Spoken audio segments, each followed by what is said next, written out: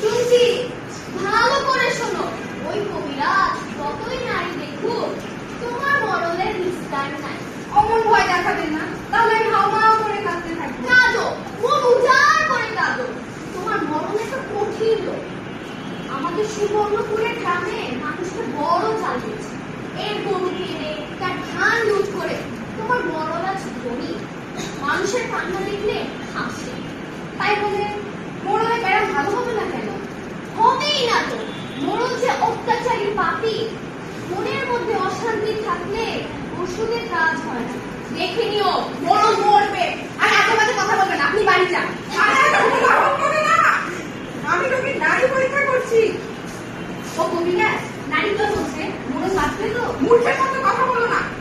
মানুষের প্রাণী অমর নয়। আমি যা বলি মনোযোগ দিয়ে তাই শুনুন। আমাকে বলো, মরণ আমার মামাতো ভাই। মরণ আমার মনি। এই কৃষ্ণ মনকে যদি বাঁচাতে চাও তাহলে একটি বড় প্রতিকর্ম করতে হবে। বাড়িতে কাঁদতে হবে।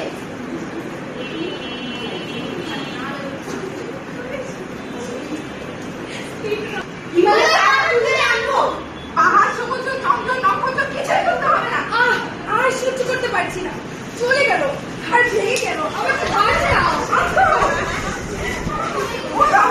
মরণের মুখে শপথ তুলে দাও।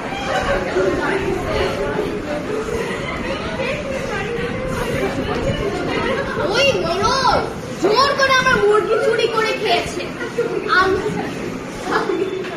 আমি আজকে মুরগির দাম নিয়েই ছাড়বো। ভাই হাসুর, এদিকে এসো। আমি সব দিয়ে দিব। আমাকে শান্তি এনে দাও। মরণ, তুমি কি আর কোনোদিন মিথ্যা কথা বলবে? আর বলবো না। এই তোমার মাথায় হাত থেকে প্রতিজ্ঞা করছি। আর কোনোদিন মানুষের জবরদস্তি করবো না। আমাকে ভালো করে দাও। লোভের পাপ আর পাপের মৃত্যু। আর কোনোদিন লোভ করবে? হ্যাঁ না, লোভ করবো না, অত্যাচার করবো না। আমাকে শান্তি দাও, সুখ দাও।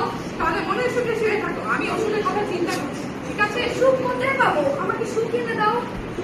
অন্যের মনে দুঃখ দিলে কোনোদিন সুখ পাবে না। আমার কত টাকা, আমার কত বাড়ি, আমার এই দুঃখ কেন? চুপ করো। যত কোলাহল করবে ততই দুঃখ পাবে। আসো, এদিকে এসো। আমার কথা শ্রবণ করো। মরণের ব্যাগ ভালো হতে পারে যদি না, যদি আজকের রাত্রের মধ্যে কি করতে হবে, যদি একটা ফটো সংগ্রহ